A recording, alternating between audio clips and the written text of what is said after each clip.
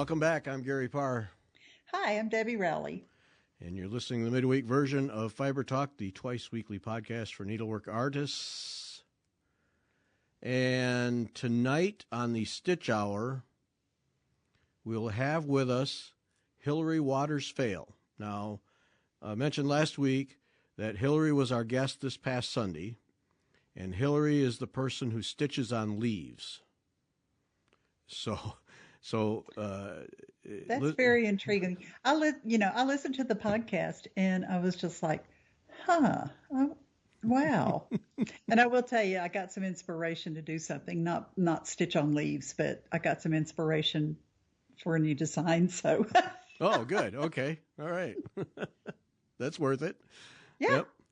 Yep. So Hillary will be with us tonight, 8:00 Eastern Time on the Stitch Hour Fiber Talk YouTube channel. And we will talk about stitching on leaves, and you'll be able to look at several photos of her work and ask her questions and learn about what she does and how she does it. And it really would help, though, if you have a chance to listen to Sunday's podcast to get the background, and then you'll have, because it'll generate questions too. So, amazing, talented artist. It's leaves. Who knew? Yep. Yeah. Who knew? Yeah, she's quite a talent. So join us for that tonight. And then Sunday's guest will be Honey Newton. And now here's another one. She does gold work, but she does not do normal gold work. A lot of abstract, a lot of line work, a lot of unusual uses of the gold work techniques and the ornoué and couching, sculptural gold work. Well, she'll take a whole bundle of gold threads or gold pearl or whatever it might be, and then couch them in a bundle and make these sculptural like things. It's most fascinating approach. So another different one. So she'll be the Sunday's guest, and yeah, it's. Well, it's art. You know, that's the thing that so many of these, that especially lately that we've talked to, you know, people say, is it craft? Is it hobby? Is it art? These people are all true artists. I mean, they're creating art, and it's so much fun to talk to them and learn what's in their minds. Yeah. Yeah. Yeah. Yeah. When people talk about that, well, it's women's work, or you're just stitching and you're just doing this or that. No, this is art. It's like the stuff you do. I mean, it's art. And stitching used to not be women's work. Right. Yeah. I mean, I don't know when it made the transition, but it used to not be. It used to be masters who apprenticed and worked for years to become a master, and they were all men. Yep. Yeah, all the old guilds and everything. Yeah, all men. Yeah. Yeah, and of course, if you talk to people who've studied it, they were all men, but even then, behind that, the real workers were the women doing the doing the real creations. Yeah. Well, there you go. Yeah. That theme hasn't gone away at any time, has it? No. So, nope. So Hani will be with us Sunday. That'll be our guest Sunday, and just more fascinating art with needle and thread. Really, really neat stuff. Last week we were enabling people to, and we'll talk about your angles class in a minute because I want to learn more about that. We were enabling people, and we suggested that you look at the Inspirations Design Collective, the first volume, pincushions. And Beth and I got ours from Mary Corbett, and she is sold out. But Kathy Ray at Needle in a Haystack, she has these books. So if you're still interested in getting one, Kathy can fix you up at Needle in a Haystack. They're beautiful books and well worth owning and drooling over. So if you need that, and I'm sure Mary Corbett is getting more in. Mary has quite a little list of books that you can buy from all kinds of people. So check that out. But this particular one, Kathy Ray at Needle in a Haystack has them in stock.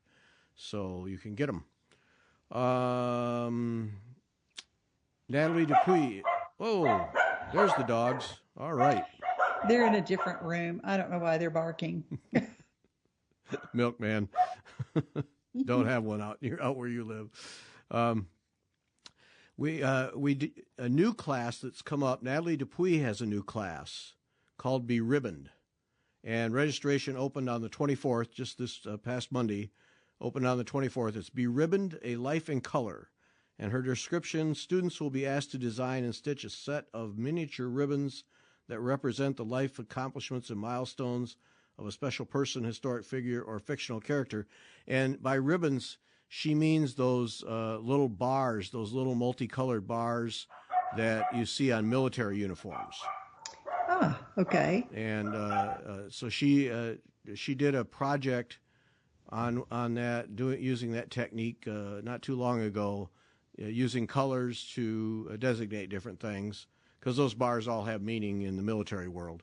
And right. Yeah, so this is a class to do that. So it's not a big, massive goldwork project. They're actually quite small. But Natalie Dupuis has a new class coming up that you sign up for now to do that. And it looks like a lot of fun. And Natalie is a phenomenal teacher. Well, she's her original profession was teaching, and so she just carries that right into this. But she just does a tremendous job. So check that out. Sew by Hand, MTL for Montreal. Sew by Hand. I'll put a link in the show notes. But if you're interested in doing that and learning some gold work, some couching from a true talent and a true artist, check her out. Beribboned is the class, A Life in Color. And you can register now. So that's enabling there. So a book to enable, continuing that, a new one. And then we talked at some length about your angles class. And maybe one of my favorites, probably one of my top 3 favorite designs of yours. That now you've been teaching that for a while, right? Yes. That was the first class that I taught at a national seminar. And so that was at A&G in New Orleans, which was either in 2014 or 2015. Yeah. And then, so now it's free for you to do with as you please, because there's some period of time, right? Yeah, I've taught it several times. Yeah. Since then, I've taught it twice for Shining Needle Society. Oh, okay. And I've taught it at chapters and regional seminars. And every time someone posts a picture of their progress on Facebook, or they finished it or whatever, then I get a lot of questions. Can I buy this chart? Well, it's a teaching project, and so it's only offered through a class situation. So now we're offering a class. Yes. Yeah. So as we mentioned last week, the full kit, do we have any full kits left? Yes, we do. Okay, so there were 36 full kits. So the full kit is $240. Class, all the videos, instruction, Debbie there to answer questions, so on and so forth. So it's $240. If you just get the canvas, chart and canvas, and the class, it's $127.50, and you have to come up with your own threads. And then chart only, where you come up with your canvas, then that's $112.50. But you still get the class, the full class with all of those, right? Right. Yeah. Yeah. Full participation in the class, stitch videos, Zoom sessions, email when you have questions, full thing. Yep. So that's still signing up for that. When is the deadline to sign up? Well, we're doing this one a little bit differently. So usually when we register for a class, say through Shining Needle Society, we do registrations, then we close the registrations, then we place the orders, we wait for the orders to come in, then we ship, and then we start the class. And usually there's about a 2-month time period because of how long it's taking the merchants to get supplies to us. There's usually about 2 months between end of registration and start of class. Mm-hmm. So it's a longer process. So what we did this time was we decided to limit the number of kits. We went ahead and placed the orders back on January the 4th. And we've already gotten most of the threads in. I'm still waiting for a couple of them. And that's why there's a limited number of kits. We Okay. ordered enough to make 36 kits. And so there's not really a deadline, but class is due to begin March the 8th. Okay. So as long as we have kits, you can still sign up. We'll send you one. Same with chart with canvas or chart only. We'll send it to you. But my advice would be to try to register by around the end of February, just to make sure you have everything in time for class to start. Now, no particular limit then on the number of students in the class? No, no. Okay. There's no limit on that. There's just a limit on the number of kits that we have. Right. Right. This is, we're trying this just to see if this will help us some with timing and supply issues and things like that, to give our suppliers plenty of time to, it takes 6 to 8 weeks to get things from Krynic. It takes 6 to 8 weeks to get things from Care and Collection. Right. DMC and Presentia has to come from overseas, and if the distributors are out of it, then they have to wait for it to come. I mean, there's a lot of moving parts to this, and so Rainbow Gallery has things that come from all over the world, and Then I don't know if anybody's heard about the supply chain issues, but they're also affecting us. Yeah, we've talked about it numerous times. Well, and Rainbow Gallery has sent out a couple of emails here in the recent months where clearly, that they're just keeping people aware of the struggles they're having to get materials too. I mean, nobody is exempt from the supply chain issue anyway. Right.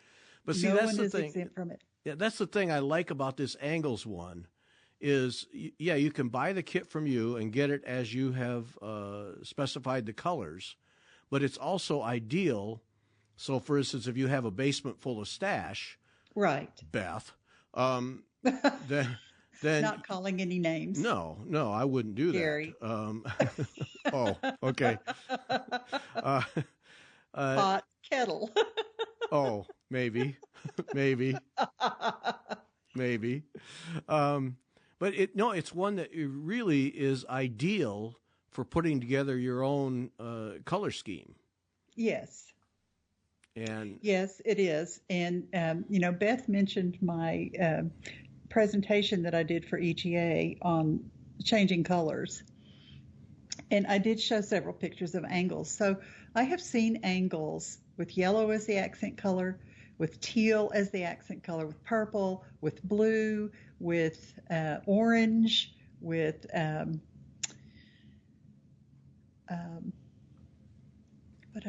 they're green. I've seen it with orange and green. I've seen it where every color was changed. One of my students changed all of the grays to blues, and yellow is an accent color. I mean, and so it's, very easy to change colors on, especially if all you want to do is change the accent color. It's very easy. All you have to do is you have to change out like 6 or 7 red threads for the colors that you want and the textures that you want. So it's not difficult to do, and I've had a lot of students who've done that. But I also would like to point out that even if you can't take the class during this time frame, Angles is only available as a class. And so when people put pictures on Facebook of their progress, or they finished it, or it's back from the framer, I always get a lot of emails wanting to know where can they buy the chart. Well, you can't buy the chart at a store. It's not available on our website except through a class.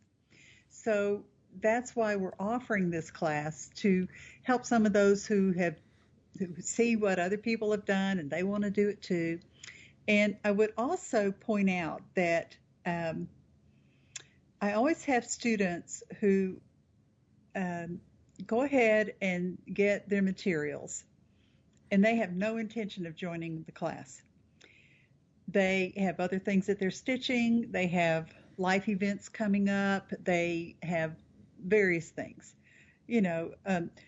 I've been told that most people are stitching on more than one thing at a time. There is rumor that happens, yeah. Mm-hmm. I don't do that. I stitch on one thing until it's done, and then I stitch on the next thing, and that's the way I've always done it. Have But I anyway. connected you with my therapist? I think you need some help. I really do. Yeah. Well, so anyway, they'll go ahead and get it, and then when they're ready to stitch it, which could be later this year, next year, 2 years from now, they will still have access to all of the videos, the Zoom recordings of the classes will be added to the playlist so that they're all together in one place, and I will still always answer their questions by email. So, if you've always wanted to do angles, but now's not a good time because you're going on vacation or blah, blah, or whatever. I don't know when this will be offered again. It's nearing the end of its life as a class. And we'll have to decide what we want to do with it after that. But you may want to go ahead and take advantage. Just saying. Yeah. Well, see, this is, and this I think is a positive fallout of the pandemic, is these classes that, obviously you are doing it full tilt, but so are other designers. And, this is a real opportunity. I mean, I think even at $240 for the full kit is a real nice price. But when I look at if I were to do it, it would not be right now. And so I look at, I buy the chart for $112, knowing that I have the support when I get to it, and then change the colors, go through my stash, whatever, and piece it together. Either way, I think you come out way ahead because you get a tremendous design, all the support, and there's no pressure to get it done right away. And I think it's a tremendous value all the way around. And I will also say that I always, in every class that I've taught, have people who finish the project before the class even begins. Those people, those people. And they all say the same thing. Well, I was just going to, I put it on the stretcher bars, and I was just going to stitch a little bit, and then I stitched a little bit more, and then I stitched a little bit more, and I couldn't put it down, and then I stitched a little bit more, and so it is fun to stitch, and it's a whole bunch of smaller things that you can accomplish quite a bit in a single stitching session. So I usually only have an hour to an hour and a half every day that I can stitch. That's it. It's a common misperception that designers sit around and stitch all day. Yeah, like it's a common misperception that local needlework store owners get to stitch a lot because they're in a store full of threads all day. Yeah, no, you don't. Exactly. They get to do nothing. But anyway, but with a project like Angles, it's in a bunch of little small bites. And so you can do a little bite, put it down, come back to it later, do another little bite, or you can have a whole meal all at one time. Yeah, my therapist is not trained to help people who have it done before you start the class. That's not, I don't go to that kind of therapist. No. Yeah. Yeah. Well, it's common enough, it happens almost every class I teach. Well, it's out there. It's available. DebbiesDesigns.com. I think it's a tremendous design, and it's one of those where if you have been thinking about getting something and you want to try your own colors, to me, this is one where it's a real nice, easy entree into doing that kind of thing. Because it's, like you said, you just have one contrasting color, so you can play with that. You can monkey around with others if you want, but and because it is in little bits, you can try something and tear it out if you don't like it. But it to me, it's just a real easy way to play around with changing colors and not get frustrated and get yourself in so deep you can't enjoy the piece. And when you get done, it's beautiful. So, yeah. Well, thank you for that. I appreciate that. Yeah. No, it's a good one. Okay, you've had husband Rod retired here at the end of last year. Yes. And a big plus for you because now he's helping you with the business, which is huge. And we were talking about how it has freed up your time to be creative and do more design and more stitching without having to do the books and the mailing and all blah, blah, blah, all that stuff, all the business stuff. But I'm curious, has it been an adjustment period for you to realize that now I can really focus on design work? Are you starting to feel like your creativity is picking up? What is happening in your head because of this? Well, that's kind of a tough question because he is taking over and doing quite a bit of the things that need to be done, but we're more working together. So instead of taking twice as long to do something, it takes half as long to do something. So he cuts canvas, he binds the edges. I write instructions and draw diagrams, and don't tell anybody, but I have 4 classes that I have to write instructions and draw diagrams for right now. 4. Whoa. And I'm going to guess not exactly your favorite task. Yeah. I don't mind it. It's just, it has to be very precise. Right. It has to be thorough. Some diagrams are easy to draw, and I draw new diagrams for every project. I don't, I did this stitch in this project, so I'll pull those diagrams out because it may be a slightly different size. I may have alternated the threads, and in order for me to be thorough, I have to draw the diagrams for each project. This takes some time. Right. And so I do try.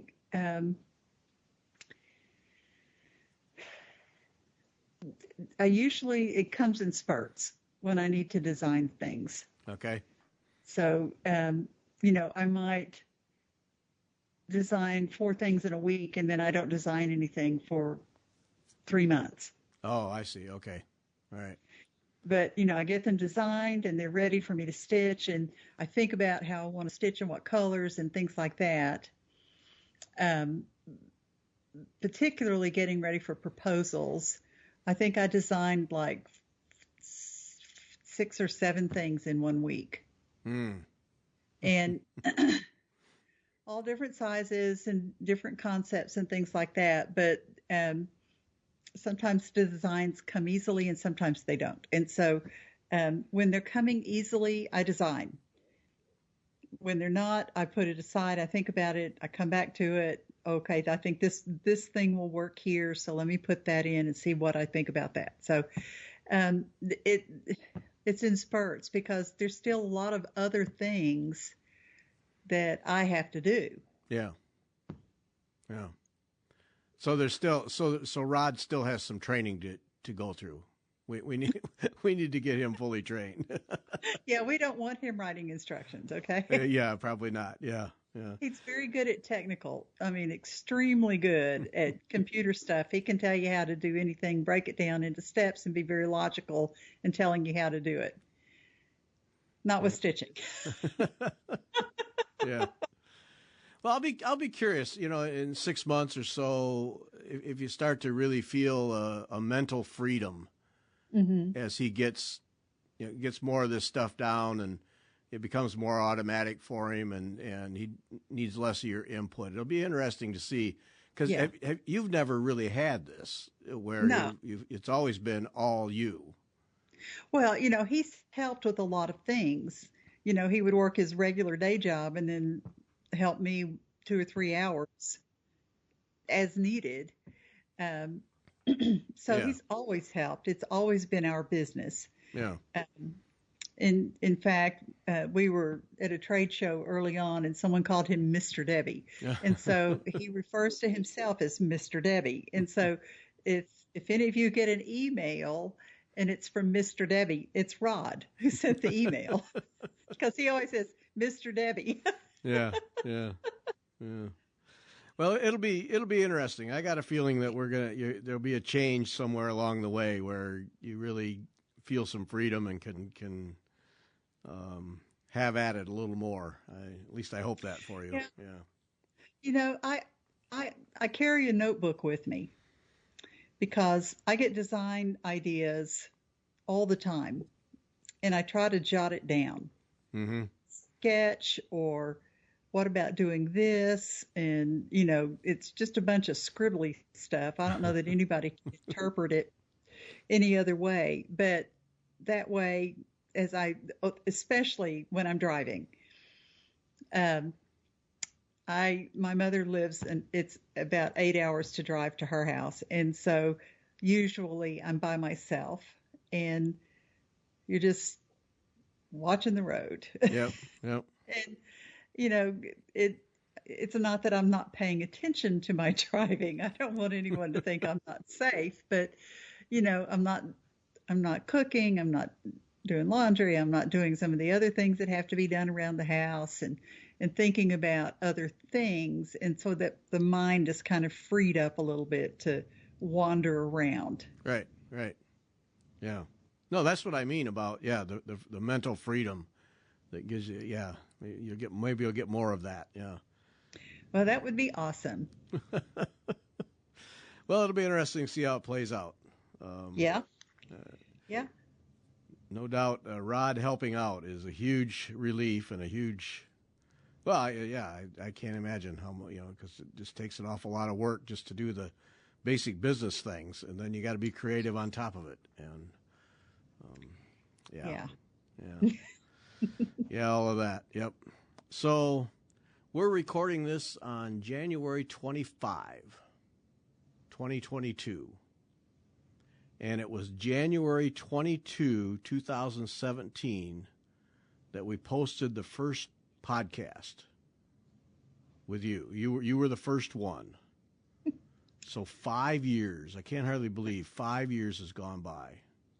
Wow. And how Fiber Talk has grown so much. Yeah. In that 5 years. I mean, look at everything that you're doing. Yeah.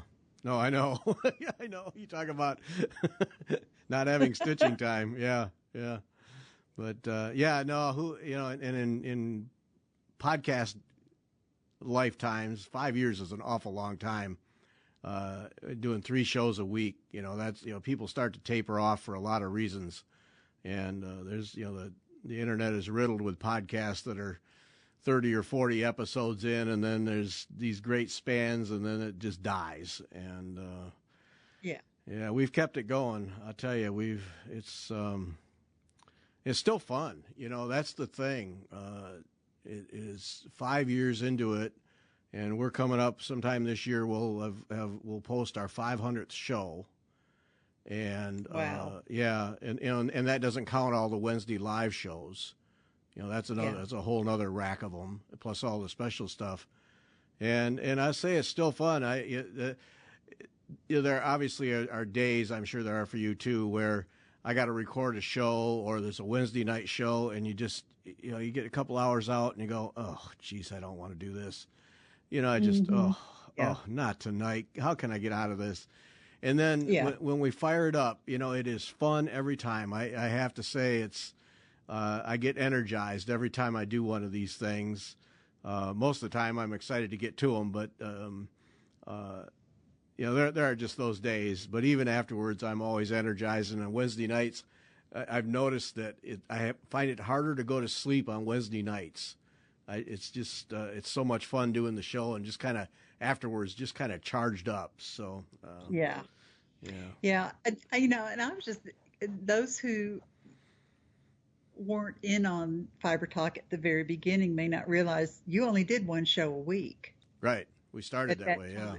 And then decided, well, did you do a midweek show like every other week? Or did you jump right into every week when you started with the midweek? I think we were doing that every other week, because we did, we started out, and it was going to be one show every other week, because we thought we'd run out of guests. I'm sorry. Yeah. Well, it became really obvious that Christine, who started with me, we would be long dead before we ran out of guests. So we knew we could ramp it up. to weekly. And then then somebody said, we'd really like to just hear what you guys are doing, and so we thought, well, all right, we'll do a Wednesday night show or a Wednesday show. And it was, I don't know, 3 or 4 months that we started doing that. And I think that was every other week, and then it became weekly because we enjoyed doing that. And that has not stopped, Yeah. It's, so now it's, 3 shows a week, and it's so ingrained in my schedule that, the entire family knows that Wednesday nights are pretty much blocked out. It has to be something significant to cancel a show. And, they're blocked out because people, everybody in the family knows Wednesday night is Stitch Hour night, and, recording the Wednesday show Monday or Tuesday. And then, usually it's Sunday morning. I get up, do my bike ride, and then Sunday morning is editing the Sunday show and getting it ready to post. And it's just kind of become the routine anymore. And it's a lot of fun. It really is. Yeah. So. Well, congratulations. Yeah. I think that your hard work has really paid off. And I know I always enjoy listening, and you always have interesting people to talk to. I mean, except for me. I mean, I don't think I'm all that interesting, but anyway. Well, I enjoy talking to you, so that's the way it is. You're talking to artists like the lady who stitches on leaves, right, and the lady who's doing dimensional gold work. I mean, compared to that, I just kind of play around. Well, that's been, and that's been the thing, is discovering all these people that I would never have imagined and certainly didn't know existed, who are using needle and thread to create art in the most unusual ways. And it's just, that's that's really fun. I mean, it's fun to talk to designers who do, basically who do what you do and whatever technique it is. But then when you trip over these other people who are just somewhere out on another planet doing these things, and to talk to them, and how do you even come up with the concept of stitching on leaves? And and it isn't, for her, it isn't kindergarten needlework. I mean, it's serious needlework, and it's beautiful art on a leaf. And and we got one coming up here in the next few weeks who does embroidery, portrait embroidery, life size. Wow. Yeah, think about that, life-size portrait embroidery, and like hold the picture up next to the subject's head, same size. Yeah. Wow. Yeah, think about that, and talks about how she has to work around all 4 sides of the frame. What? Yeah, so she, because it's too big to reach all the way across. Oh, she turns her Right. her frame around. Okay. Yeah. Got it. I thought she was doing something on a cube. No. So she stitched from the sides, stitched from the upside down, and a beautiful work, artwork. It's literally painting with thread and life sized, and it's just amazing, and no doubt one strand at a time. Yeah. I think she does. Yeah, it's phenomenal work. But it's that's just been for me. You talk about one project. Oh man, my eyes have been open. Well, I think and that's been the goal, is to open everyone's eyes to all of the techniques and all the approaches that we can get in from all around the world, so that people can experience needlework beyond, doing counted canvas work or doing cross stitch or whatever it is. Whether you ever do any of those things or not, to at least see and appreciate and hear from people who are doing it, it just kind of gives you, I think, a broader perspective and appreciation for needle arts. And I love doing that. It's so much fun. Yeah. So That's awesome. I always tell my students that I like to visit museums when I travel. Mm-hmm. Now, I'm not a painter. I don't really consider myself an artist. But I like going to see how to have the artists handle different materials, Mm-hmm. color, texture? What colors did they put together? How did they express their idea? Backgrounds, foregrounds, all of that. And all of that plays into then what I do. It's completely different medium, totally unrelated to needlework, but it helps to inform what I'm doing. Yeah. What is it? The old saying about you don't remember any specific sermon in church, but the accumulation over time has such an impact on you. And I kind of look at it that way too. A little bit of this, a little bit of that. You put it all together, and then you have your own concept of what the art should be. Exactly. Yeah. And music, I'm sure, is the same way. Somebody will hear a rhythm or a combination of notes or whatever it is, and it just subconsciously gets filed away, and then pretty soon, as a songwriter, it's part of, influences what they do. Yeah, it's art. It's art. Everybody shares and learns from everybody else. Yeah. And gets inspired by other people. Yeah, sure. Yeah, exactly. Well, 5 years, 5 years, not slowing down. Nope. Yeah, not slowing down, because we're going to keep doing this, and then early April is when we'll have Samplers Magazine, already getting the pieces put together for the first issue for that. So going to add one more thing to the cause, and because boredom sets in, and then I can't. Well, yeah. I mean, sleep is highly overrated. Highly, yeah. 4 hours a night, that'll do it. Yeah. Yeah, good. there you go. Couple naps during the day, you're good to go. Yeah. Yeah. So, yep.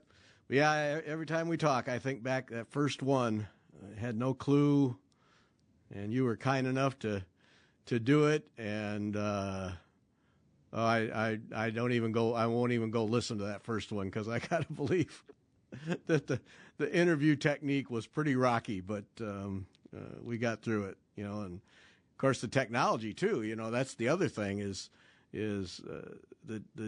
I can keep consistency with sound here, but the wild card, well, not for you, but for any of the guests, the wild card is always what kind of connection do we have, what kind of microphone, so on and so forth. And it's always a wild card thing when you start out. I mean, that's as many instructions as I send the first few minutes before we record is just making sure that the person can be heard. Well, exactly. Yeah. Yeah. So, yep. Yeah, the technology, and then doing live shows, that's a whole other set of things to because to do a live show is one thing, but to do it every week and have a system that you can rely on is a whole different level. But we have fun, and so much fun now with Beth and Jennifer and you and Cindy Baldwin. We really have just a great group of people to talk to and varied interests, and it really makes it fun. So, yep. All right, we'll gun for 5 more. Yeah. Good. At least. At least, yes. We'll try. Yep. I was thinking about you the other day. Somebody mentioned your old. I don't. This isn't going to phrase right, but I'm just going to go for it. The needlework store that you used to go to all the time when you lived in Arkansas. Okay. And because that's a great store. It is. It's a really good store. The Stitcher's Garden in Conway, Arkansas. Yeah. What was it? I wonder what it is about stores that make them work. What? Because I've been in stores where it's like, I'm out of here. I'm gonna look around and be polite, but I'm out of here. And then you get in other ones, and you just don't want to leave. Right.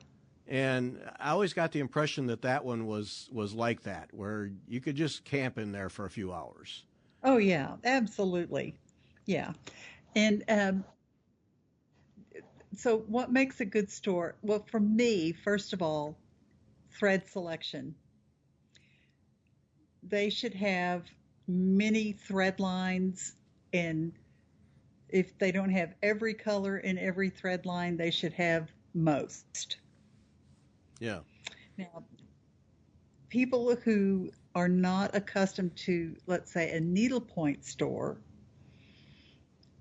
will think, well, what do you need besides DMC and maybe the occasional overdyed thread?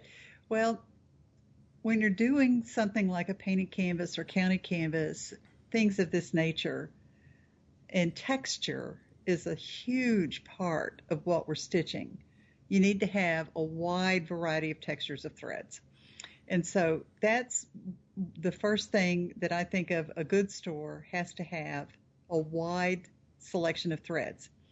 Now, Linda at the Stitcher's Garden does have a wide selection of threads. And if you are a cross stitcher, you will find Weeks, Gentle Arts, DMC, Carrie's threads. I mean, who knows? It's been a while since I've been, it's been 2.5 years since I've been in the store, but she has tons of thread that you would use for cross stitch. Then she also has Karen collection in several different weights. She's got pearl cotton.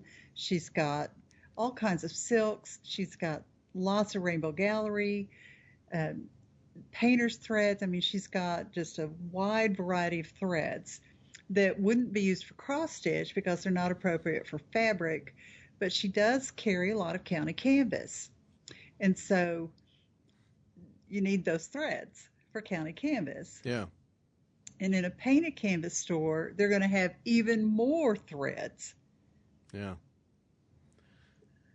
Yeah, it's interesting. If people are used to a primarily cross-stitch store, if you go into a store that focuses more on counted canvas and or painted canvas, the available threads is really almost shocking. It's mind-boggling. Yeah. So much. Yep. Yes. So much. And I believe that many of them could be used in cross-stitch pieces.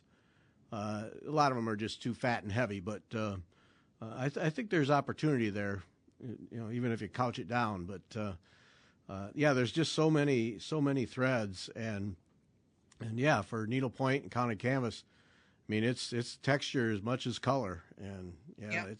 it's those threads deliver it. Yep. Yep. And so that would be the primary thing, and then one thing that I always look at when I go into a store, because whenever I visit anywhere, I go to the store. If there's a store, a needlework store, I go to the store. And I never say, "Oh, I'm the designer," and expect to kowtow to me. I just, like any other, just a regular person going into the store. I always look for books. Oh. I look for stitch reference books, primarily stitch reference books. I very seldom look for charts, because when would I stitch someone else's chart? Right. So I very seldom, except for Jean Hilton, I always, if I find a Jean Hilton chart that I don't have, I pick it up. I pay for it, but I don't just walk out of the store with it. Yeah. You are a law-abiding citizen, yes. Yeah, I am a law-abiding citizen. I want needlework stores to thrive. Not just survive, I want them to thrive. And so I always try to buy something when I go into a shop. I was going to say, how many times have you gone to a store and walked out empty-handed? Probably once. Okay. I believe that. Probably once. And another element that really makes a good needlework store is a good owner. Mm-hmm. The owner has to be interested in what they're doing. They have to be committed to needle arts. If they have people who work with them, the people who work with them need to have the same enthusiasm. They need to be helpful. I have been in a couple of stores where no one ever acknowledged me at all. Yep. And that's not good for any kind of retail and business. No. Yeah, I've had that happen to me too. and and I'm in those stores. I'm a freak because I'm a male, and Right. and I've had that happen too. And even you talk about an enthusiastic, knowledgeable owner. You can feel that when you walk in the store. At least I think you can. I think so. Yeah, yeah. People are just going through the motions. You can tell, and Yeah. your excitement about being in the store immediately drops a level because it's like, oh, okay, Yeah, you don't care if I'm here or not. right, And so, I think that those elements, for me, that's what I look for when I go into a store. mm-hmm, yeah, yeah. That tracks well with what I look for. Yeah, but for me, there's just that feeling when you walk in the door, and I think it is, heads come up, they want to see who just walked in the door. You get a greeting, can I help you? I'm just going to look around. Okay, help yourself. If you have any questions, let me know. Yeah. Not somebody who's traipsing around behind you to see what if they can help you. Just let you explore, and because that's half the fun is just exploring. Oh, yeah, because you always see things that you haven't seen somewhere else, or, they're arranged in a different way, or, whatever. And so, yeah. Yeah, and get to the back corners. The back corners where stuff's kind of just been set aside, and start looking around. Yeah, you find stuff. You find all kinds of things. Yeah, yeah. And I also like to see a store with either a classroom space or a place where they can teach. And it doesn't have to be a separate room, but, a table set up where people feel like they can come and sit and stitch. There are some cautions there, though, because you don't want to have the same people there sitting and stitching all the time and refusing to welcome other people. Mm-hmm. Yeah. And that can happen. Yeah. Becomes a little clique. Yeah. It becomes a clique. And I think a good owner keeps an eye on that to make sure that everyone feels welcome, whether they're brand new to it, they've been doing it for years, they're new to the area, they want to try something different, whatever, so that everyone feels welcome and that they can participate in what's going on in the store. Yeah. Yeah, so true. Yeah, new needleworkers, you never know. You never know if they're new or experienced. You don't know how long they've been stitching, and it's a real delicate thing. My EGA group has been having Zoom meetings, and so since they're 2 hours away, I get to participate in the Zoom meetings. And they are in a college town. They're where in Norman, Oklahoma, where OU is, University of Oklahoma. And we were discussing at our last Zoom meeting how to attract younger stitchers. Mm-hmm. And so as a group, we've decided we're going to go sit in the union and stitch. Oh. And we also are going to take supplies with us. So if somebody wants to try stitching, we can give it to them. Well, look at that. There's an idea and a half right there, huh? Well, our president said people are always leaving stuff at her house. My aunt died. She had all this floss. Here's all this fabric, and here's some hoops, and here's some scissors and needles, and I don't know what to do with them. And so she's got all these supplies that we can try to use. But one of the things that we discussed was not to be the needlework police. Uh-huh. Yeah. Oh, you're doing that wrong. Or you should always do it this way. Let them experience pulling a needle and thread through cloth. We'll work on technique later. Mm-hmm. Mm-hmm. But let them just see how it feels. Yeah. And do it, if they ask for help, we'll offer help. But otherwise, we're just going to be enthusiastic. Yeah. What a great idea. Go right to the source. Yep. And the reason why we want to do this, well, we want to get some younger stitchers involved, for one thing. But, Did you know that you're familiar with Reddit, right? Yep. There is a subreddit, cross stitch, that has 250,000 people in it. Oh, jeez. Now, from what I can ascertain I'm on Reddit, I'm in this group, and I mostly just read posts. I will post occasionally. They don't go to shops. They may or may not even be aware that there are shops. They buy all their materials from Etsy. They absolutely have no idea that EGA or A&G exists. Huh. They just don't know. But they're young, and they're stitching, and they're enthusiastic about it. Yep. Yep. And they're the future. Yeah. They're the future, yes. And that needs to be nurtured and encouraged. See, that's the dynamic that I think the hobby, the art as a whole doesn't realize is, if buying everything off Etsy, wouldn't know where to find a shop, but are enthusiastic about it. Yep. Oh.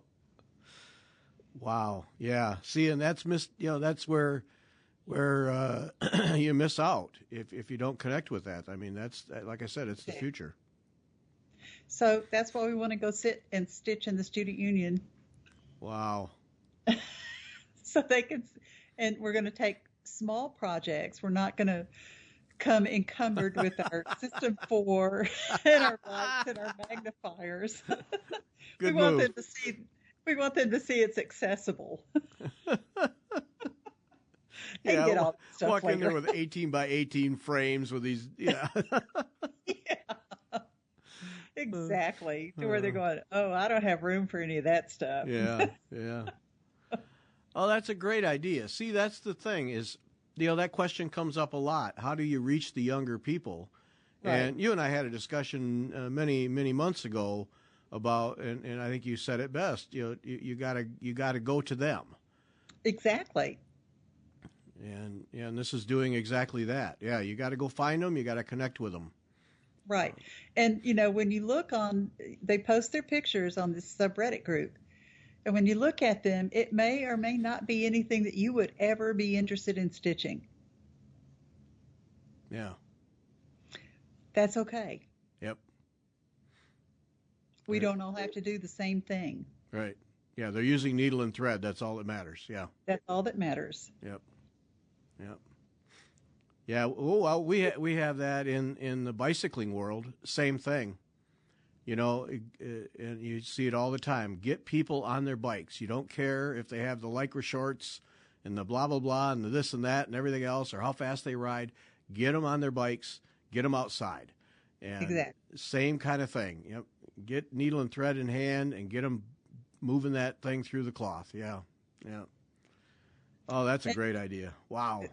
If they're interested, we can help them with their technique. Mm-hmm. But I'm not going to sit there and tell you're doing that wrong. Yeah.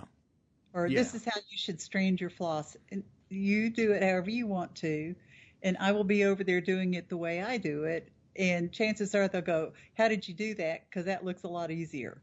Yep. Yeah, because the minute you go over and start telling them they're doing it wrong and this is how to do it, you might as well just open the door for them so they can leave because exactly that's what they're going to do. Yeah. And who cares if they have knots or their thread carries are showing through? Who cares? Yep.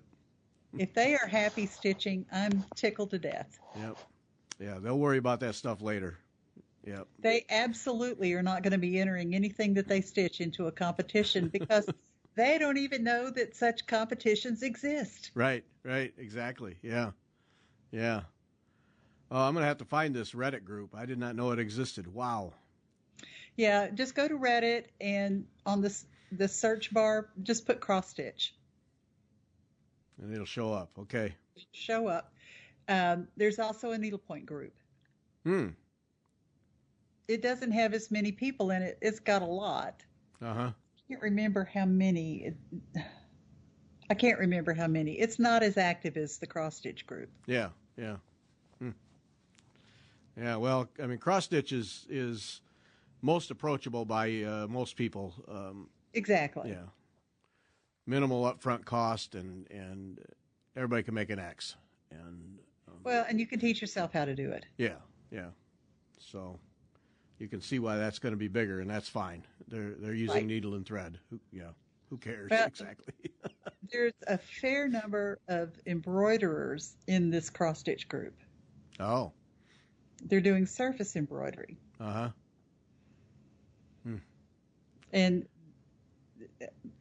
one of the ladies in our EGA group said that her daughter had picked up cross-stitch, and her favorite, or stitching, embroidery is what she's doing. Her favorite stitch is a bouillon stitch. Whoa. Absolutely loves it. She saw it on YouTube. That's the other thing, is they learn how to do everything they're doing on YouTube. Yep. She saw it on YouTube, and it's her favorite stitch, and it's the one she likes the best. A stitch most people run and hide from. Exactly. And her mom is like, "Are you crazy?" But she loves it. Now, see that? Yeah, you can't predict that stuff. No. Yeah, for most people, can I just put a pipe cleaner down there and make it look like it? Yeah, can I do a faux bouillon stitch? Because I know how to do that too. Can I do a faux bouillon stitch that looks like a bouillon stitch but isn't a bouillon stitch? But that's her favorite. Holy smokes. That's her favorite. And she'll cover 4 inches with bouillon stitches. I mean, it just, Wow. yeah. Wow. I need to meet her just for fun. That's a unique mind right there. Yep. Well, she saw how to do it on YouTube and decided to try it and was successful with it, and so she loves it. Yeah. Well, done well. It's a fascinating stitch, and you see some people do amazing things with it. And you can do so. You talk about getting texture. You can get so much texture. Yeah, you Well, can. You can put several of them together and make it look like a rose, and it really looks like a rose. I mean, there's just a lot of things you can do with the bouillon stitch. Yep, if you want to make them. Yep. Wow. That's different. Okay. Tip of the cap to her. That's amazing. Yeah. Yeah, and I really think that's probably the goal of A&G and EGA both, is how can we attract younger people into what we love doing. Right. Well, that has to happen. It absolutely has to happen, or A&G and EGA are just going to die off. They'll just go away. Yeah. There needs to be a concerted effort. And if there's that many people in a Reddit group doing cross-stitch, then that's, is a huge untapped resource. But as you just described, you have to approach it correctly. You can't come in all knowing and all expert, and this is, you're doing it wrong. You can't do any of that. Right. Yeah, you'll never connect with them. No. Exactly. So, yeah, I mean, that's education 101, quite frankly. It's always encouragement, find the positive, build on that, and the rest of it takes care of itself. Well, it does. And, if they are content and happy doing what they're doing, that's fine. Yeah. If they want to learn how to do more, they'll ask. Yep. Yeah, the resources are there if they want to know more. If they don't and they're content, well, it's all right. They're stitching. Yeah. Exactly. Yeah. And they're having fun with it and enjoying it. Yep. Oh, that's a good one. Most curious to see how that goes. I'm sure it'll go well. Yeah. And you'll have a lot of fun doing it too. Well, it's been, I don't know how many years, decades since I've been on a college campus. Yeah. That'll be different too. Mm-hmm. Yep. Yeah. But, I told them, you pick a day, and if I at all can do it, I will drive over and participate with you. Yeah. Oh, man. What a great idea. And immediately I start thinking, a day every year. College student union halls all over the place. People stitching. Wow. Yeah. I don't know what kind of permissions need to be obtained for non-students to be on campus or to go to the student union. I don't know. But yeah, I'm there'll not be gonna some worry red tape. about- Yeah. I'm not going to worry about that. I'm going to let the officers in my group figure all that stuff out, because they're right there and they're just going to tell me the day and time, and I'm going to show up There with we a go. project. That's a good one. That's a good one. Find them and get to them. Yep. All right. Going to call it there. Thank you. Always fun.